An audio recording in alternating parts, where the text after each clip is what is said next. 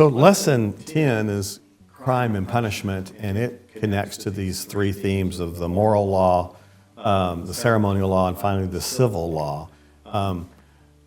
But this lesson also kind of connects to the next lesson as well when we talk about covenant in crisis, which is lesson 11. But first and foremost, what we see with the civil law or the judicial law is that we really understand that we're dealing with a national situation. Just like in our own country, we have national laws. If you become a citizen of our country, you make a promise to abide by our laws. And if you break those laws, there's sanctions, there's punishments, depending on the nature of the law. We see that characteristic in the judicial law. You know, if a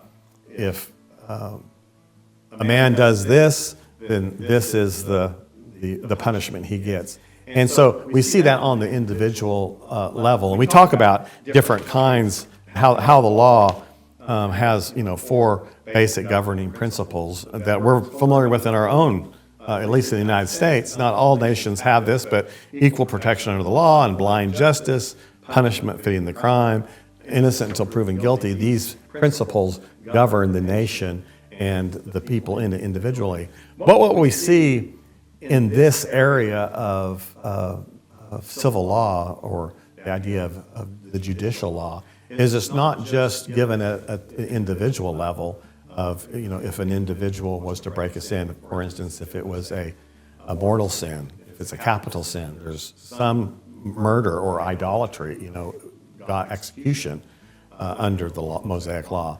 But there's also within this a higher level of law, if you will, or a sense of justice, and that's this idea of national punishment. If Israel as a nation, we recall that this Mosaic covenant is made with the nation of Israel. And so if Israel is following the Lord and obeying the Lord, they're going to have blessing. They're going to enjoy it. We see that at different times in Israel's story, following David through the judges and following the kings. We see there's times of revival and national blessing. And in a lot of cases, the law is rediscovered in those cases, and there's a renewed commitment, covenant commitment, if you will. But also, on the flip side, where there is national betrayal, where there is national guilt, when Israel goes after serving other gods,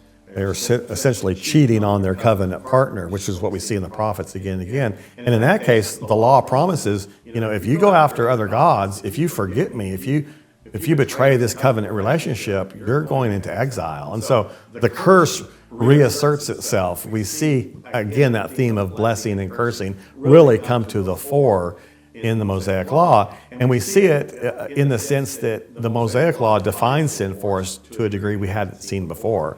And so the Mosaic law actually increases the problem of sin. And Paul talks about this in Romans 5.